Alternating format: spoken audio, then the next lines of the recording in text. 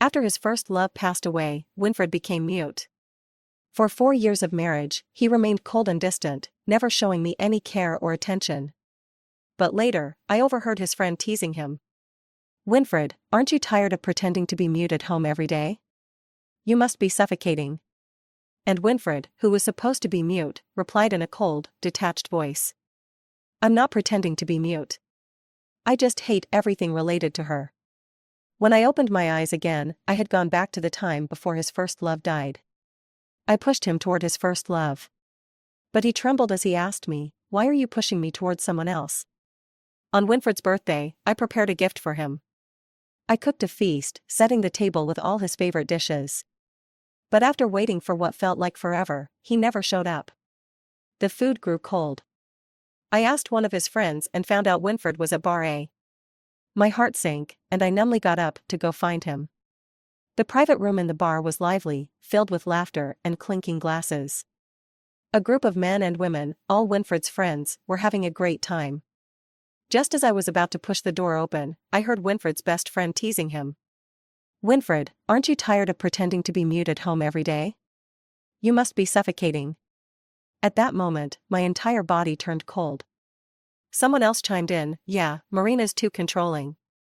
I wouldn't want to live with her either." "Winfred, how long are you going to keep up this act? It's been 4 years already."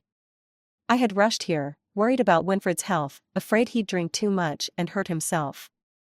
But hearing those words, my ears buzzed, and my legs went weak. I clenched my fists so tightly that my nails dug into my palms, just to keep myself from making a sound. Inside the room, Winfred, who was supposed to be mute, spoke in that cold, detached voice. "I'm not pretending to be mute. I just hate everything related to her." He let out a mocking laugh. "She's so stupid. She never noticed I've been faking it for 4 years.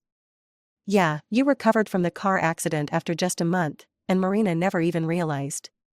If it weren't for Alani, you wouldn't have had to settle for Marina." Enough about Marina. It's Winfred's birthday today. Winfred's face darkened as he picked up his glass and downed it in one go. It was strange. Even from this distance, through the crack in the door, I could see his eyes were bloodshot. It was all so ridiculous. For 4 years, I truly believed Winfred had been so traumatized that he'd never speak again. But I didn't care about that. So what if he couldn't speak? I could still talk. So, every day, I'd chatter away in front of him, trying to make him laugh. I'd tell him about everything that happened during the day. I'd cook nutritious meals for him, hoping to keep him healthy. I hoped that one day, I'd find a place in his heart. 4 years. Even a stone should have warmed up by now. But there was one name I never dared to bring up. Alani. Winfred's first love, the true owner of this bar, and someone I could never compare to. I closed the door, and the voices inside were instantly cut off. I couldn't hear their mocking words anymore. My head spun. Someone behind me called out, "Ms. Marina." But I couldn't focus on that. I stumbled to the roadside, trembling as I pulled out my phone. My hands were shaking. My vision blurred. I suddenly realized my blood sugar was dropping.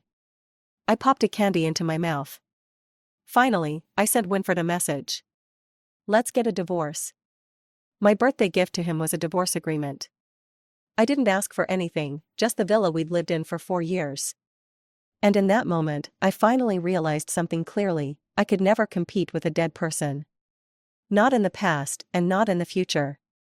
Suddenly, a bright light blinded me. I saw a truck speeding toward me. Behind me, a familiar yet distant voice shouted my name. "Marina." When I opened my eyes again, I was back 5 years ago. Nothing had happened yet. Winfred's first love was still alive. Winfred and I weren't married. I was overwhelmed with joy.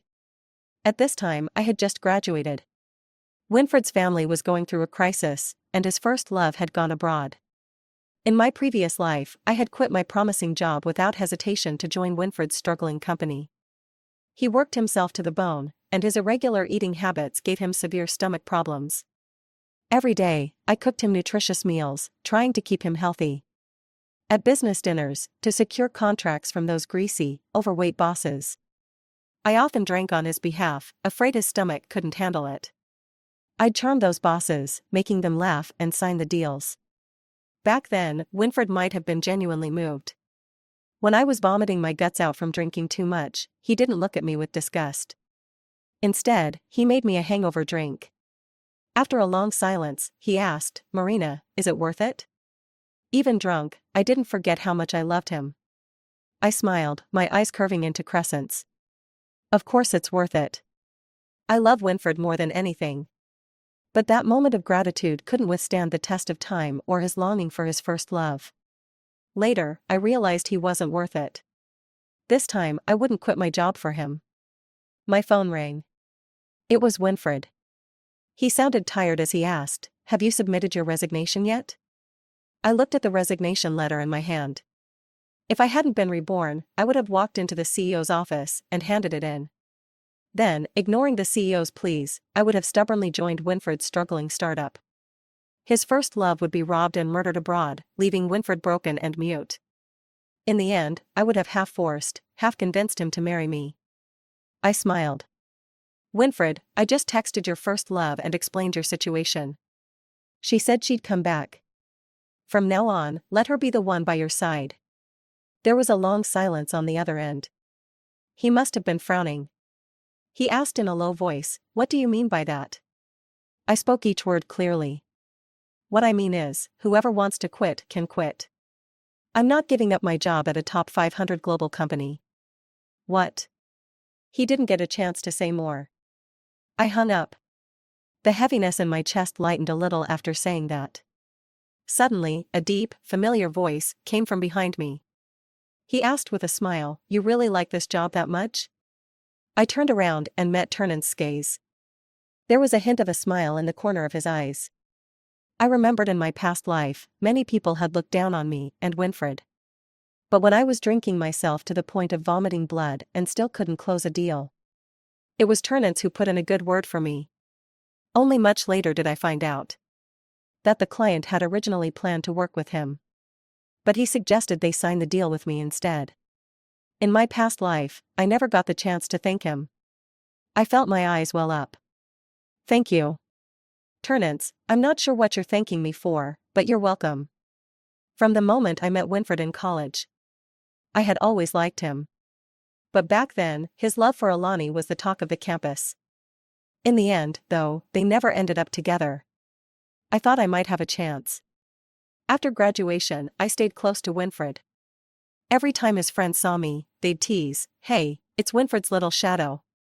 Not as pretty as Alani, though. Why don't you bring Alani next time?"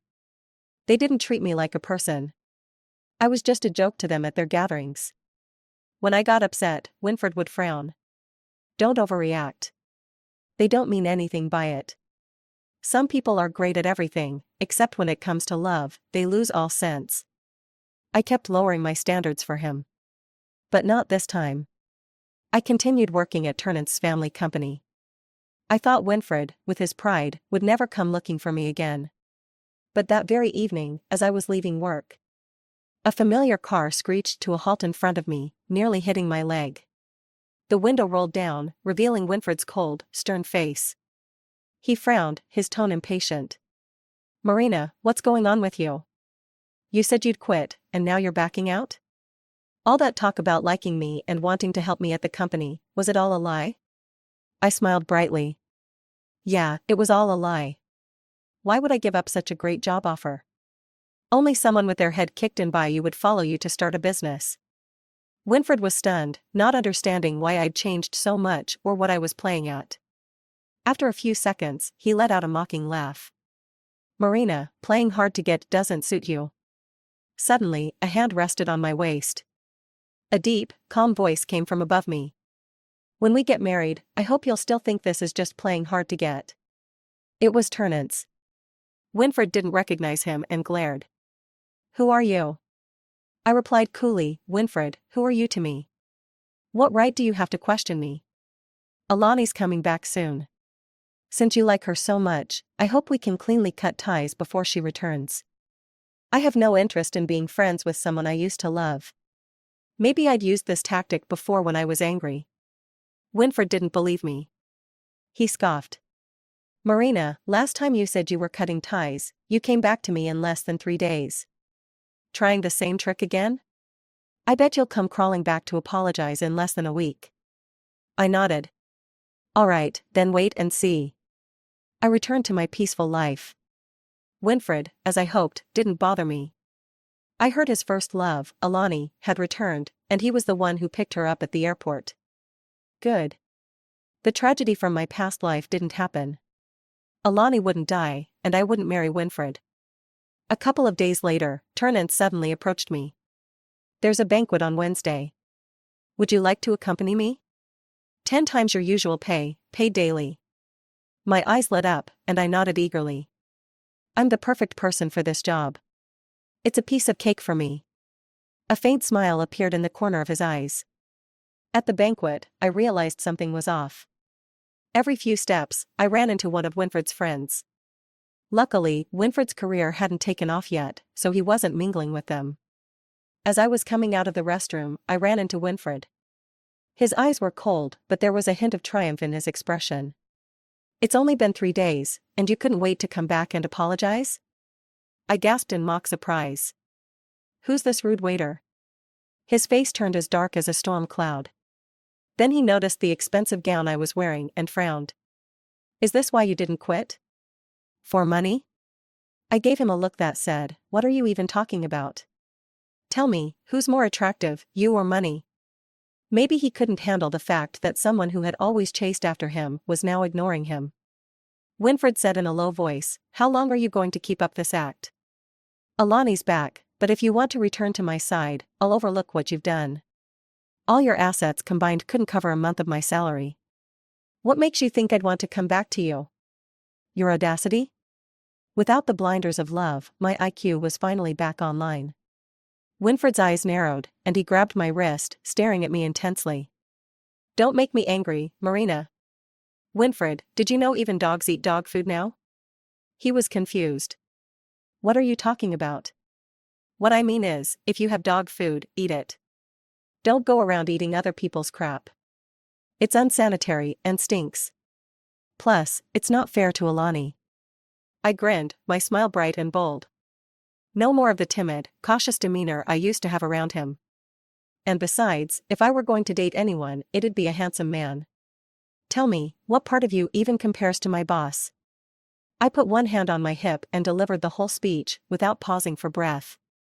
My wrist hurt a little. But the pain faded as I watched the confidence in Winfred's eyes crumble. Suddenly, a familiar, deep voice came from behind me, warm and amused. At least you have some taste. A hand firmly pulled mine away from Winfred's grip, gently rubbing the red marks on my wrist. Does it hurt? I looked up at Turnance in surprise, my defenses lowering. I nodded instinctively. He smirked, a cold glint in his eyes. If it hurts, hit him back. For every hit, I'll raise your salary by 10,000. I rolled up my sleeves, flexing my biceps like a primal gorilla. Yes, sir. Marina. Winfred's expression was grim. Turnance, on the other hand, looked completely at ease. Just as I was about to charge forward and start swinging, he grabbed my wrist and said with a laugh, I wasn't actually going to let you hit him. Somehow, a crowd had gathered, noticing the commotion. I spotted a few of Winfred's friends in the back, clearly not pleased with me. One of the men stepped forward and said, Mr. Turnance, let's keep the peace. There's no need to ruin relationships over a woman. I didn't say anything. After a long pause, Turnance still didn't speak. Everyone was staring at him. I looked up and heard him say, he's using gender to belittle you. With me here, why not use wealth to put him in his place? In my past life, I must have been kicked in the head by a donkey to quit my job for him. Mr. Turnance, there's no need for this. The man's gaze made me extremely uncomfortable. I suddenly remembered his character. In my past life, when I was with Winfred, this man often made inappropriate jokes about my body. When I got upset, he'd laugh and say, it's just a joke. Why are you so uptight? Winfred would text me, if you don't like it, just leave. This time, I deliberately smiled in front of his girlfriend and said, he has a hairy black mole on his left chest. I saw a bunch of his nude videos online recently. All eyes turned to me. How did I know such private details about him when he had a girlfriend? In my past life, during one of Winfred's friend gatherings, I'd overheard them talking about it. Plus, this man was unfaithful in his relationships. His girlfriend, standing beside him, turned pale and slapped him across the face. "You jerk." I glanced at the others in the crowd. "Oh, and you've been sneaking around with your friend's woman. And you've been secretly working with your friend's rival, costing him billions." They were stunned. How did this woman know so much? Afraid I'd say more, they quickly interjected, "Mr. Turnance, please, as a favor to us, can you stop her from saying any more?" Turnance smiled arrogantly. "My family controls most of the industries in this city. How much are your favors worth? Should I pay you with my credit card?" The room fell dead silent. Turnance really helped me this time. Not only did he help me counter Winfred, but he also helped me save face in front of Winfred's future friends. With Turnance around, Winfred's company probably won't be as successful as it was in the previous life. I was satisfied. After returning, I looked at Turnance and said, "I'll always remember your life-saving grace. In the next life." He cleared his throat, a faint blush spreading on his face. "Ahem, if you want to repay me with your body, it wouldn't be impossible." At the same time, I finished my sentence. "In the next life, I'll work like a donkey for you." He frowned, his face darkening. "Why not in this life?" I remained calm. "Because in this life, I'm lacking in virtue." After that last time, Winfred quieted down for a while. He still had some pride. I happily worked at the company. Turnance had once told me that with one slap, my salary would go up by 10,000. Though he didn't actually have me slap anyone, my salary did get raised. He said, "Consider it a reward for all the gossip you've been listening to." As expected, without my help, Winfred struggled. With my meddling and Turnance's involvement, many people in the capital were too afraid to work with Winfred. His business was just starting and was hit by multiple setbacks. His small company was teetering on the brink. And I had just heard that Alani had left him again. Winfred spiraled for a while and didn't contact me.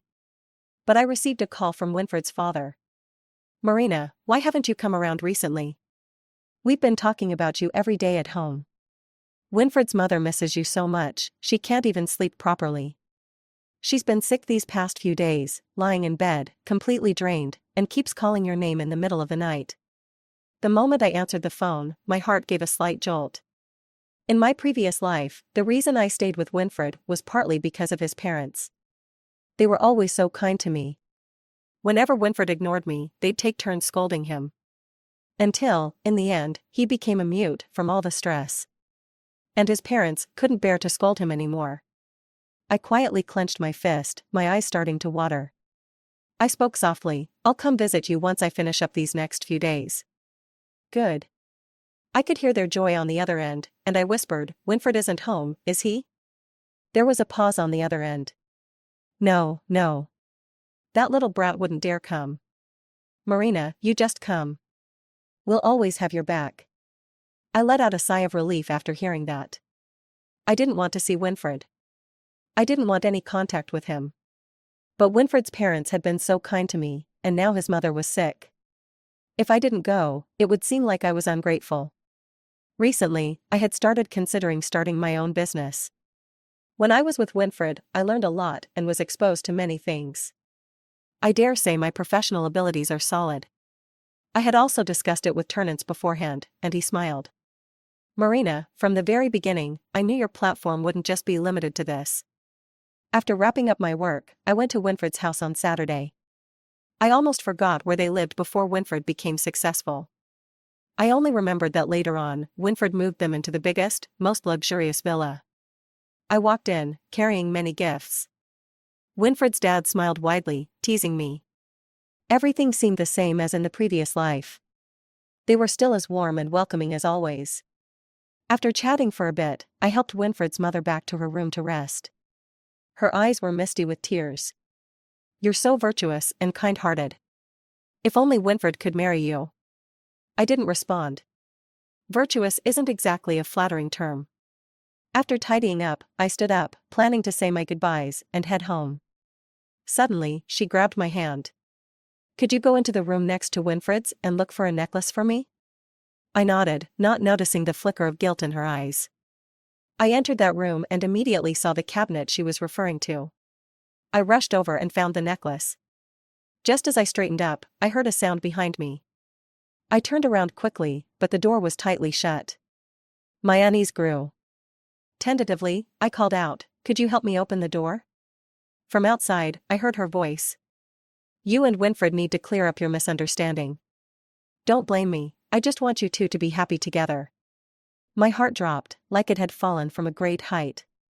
The feeling of dread was overwhelming. Don't bother trying to escape. This room was renovated by Winfred's father. Ordinary people can't open it. In that moment, I didn't know what to feel.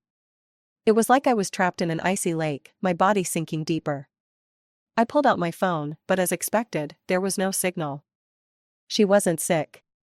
She had lured me here on purpose. They had probably set up this room long ago, knowing I would help them look for something. They had gone to great lengths to lock me in. When they didn't hear me, Winfred's dad spoke again. "Don't worry, we don't want to hurt you. Winfred will be back soon. You two can talk things through, all right?" There was no room for me to refuse. When Winfred came back, I was sitting in a chair inside the room, expressionless, staring at the door. I didn't move until I heard a noise outside. The door suddenly swung open, revealing Winfred's face. He rushed up and hugged me tightly, his breath coming in fast, uneven gasps. "You still care about me, don't you? They lied to you about my accident, and you came running to see me right away. If it were true, only you would be by my side." I allowed him to hold me, not moving. For a long time, he still didn't let go. I tugged at my lips and smiled bitterly. "Are you shameless?" He froze. "Good horses don't return to old pastures, let alone one that's rotten to the core. Your parents imprisoning me is illegal. Did you know that?" He opened his mouth but said nothing. I was certain. "You know, and you also know that your parents lied to me, making me think you were sick. But you pretended not to know. I shouldn't have any illusions about your parents. You're all the same, rotten." His body was tense, his breath cold and sharp. He grabbed my chin, forcing me to look up at him. "Marina, don't keep testing my limits. Didn't you used to love me the most? Back then, I didn't understand and let you down. But now I do. What I like isn't the idealized Alani, it's you, the one who's been by my side. Let's start over, okay? I know that last time, Turnance pretended to be your boyfriend. If this had been the previous life, before I signed the divorce papers, hearing this would have made me feel moved beyond words. But some words, after the right moment has passed, are just empty. I threw back at him a line he'd once said to me. "Winfred, wake up. Alani is such a good girl, and you let her go. How useless are you?" Winfred's voice was hoarse. "She's great, but I only like you. She doesn't understand me, thinks I'm not trying hard enough, and always compares me to other self-made entrepreneurs, belittling me. He didn't really love me. His first love was like the moon, high up and unattainable. People always obsess over what they can't have. Now, Alani was back, just like I was back then, standing by Winfred's side as he built his business empire. They had a happy time together, just like an ordinary couple. Alani was more supportive, offering words of encouragement. She liked motivating him.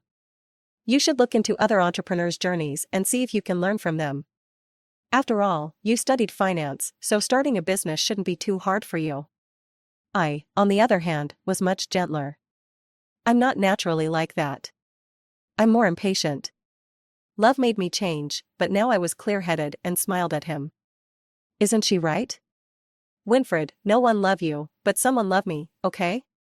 Winfred's eyes reddened, and he could hardly speak. In this life, without my help, Turnan's biggest order might not have been given to him at all. That order was the key to his success back then. But once it's gone, it's gone. No matter what you do, it's useless. He angrily slammed the door and left. He only left one sentence behind: "Marina, I hope you can wake up. I don't usually socialize much. These days, Turnance is the person I've had the most contact with. But he's the company's CEO. Tomorrow is Sunday. Maybe no one will even notice I'm not around. I curled up in the chair, quietly staring at the tiny window on the wall, catching a glimpse of the moonlight outside. A soft sound broke my train of thought. I paused for a moment, and then I heard a familiar voice above me. You didn't even react to the sound, are you that slow? I looked up and saw a figure that shouldn't have been there. Turnance opened the window, poked his head inside, his gaze half smiling, half mocking, a little comical. But I could sense he was angry. Mr. Turnance, what are you doing here? He shot back, if I didn't come, who knows how long you'd be stuck here, wasting time. Damn capitalist. 1 second, 2 seconds, a while passed in silence. We just stared at each other without a word. I suddenly asked. Did you call the police? He raised an eyebrow. You actually want to call the police on them? Of course. They imprisoned me, restricted my freedom, why wouldn't I call the police? Turnance muttered to himself, I thought you liked Winfred so much you wouldn't even report him. What? Nothing. I really couldn't imagine how Turnance managed to stay so calmly by that tiny window for so long. I quickly urged him to call the police. He hesitated, should I really go? Yes, I urged. But after a long time, he still hadn't moved. I looked at him, confused. He pressed his lips tightly together, then suddenly became unusually serious. I'm afraid if I leave, you'll be scared. I was puzzled, scared of what? He looked away, aren't you afraid of the dark? How do you know? I am afraid of the dark. But after spending so much time with Winfred in the past life, he used to tell me, what's there to be scared of? Can you stop being so dramatic? So I forced myself to stop being afraid. Eventually, it didn't seem so scary anymore. I stared at him intently, but he wouldn't meet my eyes. It seemed Winfred heard a noise inside. When he opened the door, Turnance had already left the window. The window, high above, was back to its original state, with the moonlight shining through. Winfred sighed in relief, are you hungry? I didn't respond to him. I was waiting for Turnance, he said he would take me out safely. When the police car arrived, they were all stunned. The signal was jammed, so I couldn't call anyone or contact the outside world. Winfred must have thought of something, as he suddenly turned around and saw Turnance walking quickly toward me and pulling me into his arms. I stared at him, then softly asked, Turnance, did you know me before? He knew I was afraid of the dark, and in my previous life, he gave me the project. When he couldn't get in touch with me, he found Winfred's side. It was hard not to be suspicious. He froze for a moment, his face growing even more silent and stern.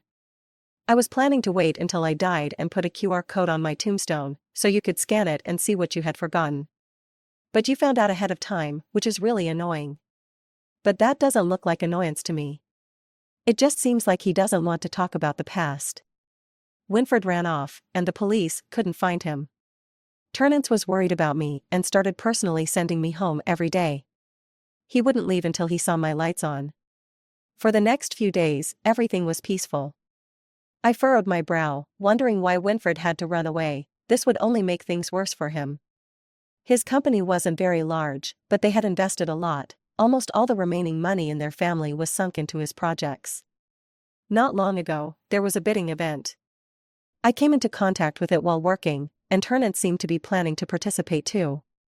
For some reason, the Shin family didn't succeed in the bidding last time, and instead, Winfred and I ended up benefiting from it. Now, his company was in chaos, with no one in charge, and everything was falling apart. My heart felt more complicated. Seeing the company I worked so hard to build in my past life become like this now, I felt a little lost and upset. Turnance knew before me. He was the one who called me to the office and told me. He raised his eyelids, lazily glancing at me, Marina, how could you ever think a man like that was worth your time? I shrugged, I don't know, but if you want him, you can have him. He gritted his teeth and suddenly laughed angrily, I don't want my future kids to have a criminal record. I know the world's top ophthalmologist, I'll send you to get your eyes checked for free. How can you not see a good man right in front of you? Liking Winfred had left me shrinking back like someone with a criminal record. These past few days, I've been so busy, I barely had time to think, and Winfred hasn't shown up.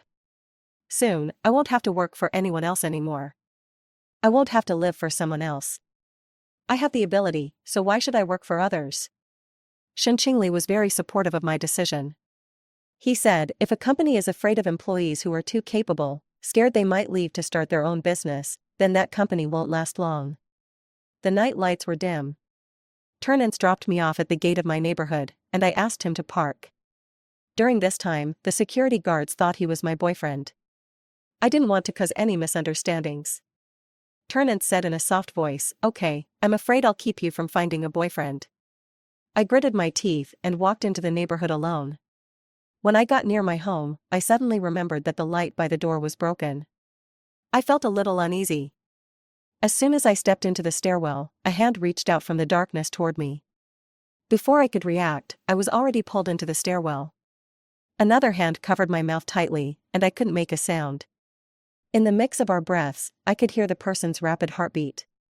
In my past life, I was so familiar with Winfred. It didn't take long for me to guess it was him. But he was clearly still on the run. Winfred. He slowly released his hand from my mouth, his breathing heavy, his heart racing. His eyes were as dark as a deep pool, staring into mine. I tried to stay calm. Winfred, don't do anything foolish. His voice trembled, like a lost child, full of confusion and helplessness. I think I've already made a mistake. What should I do? Was he talking about giving up on Alani, or about teaming up with his parents to lock me up?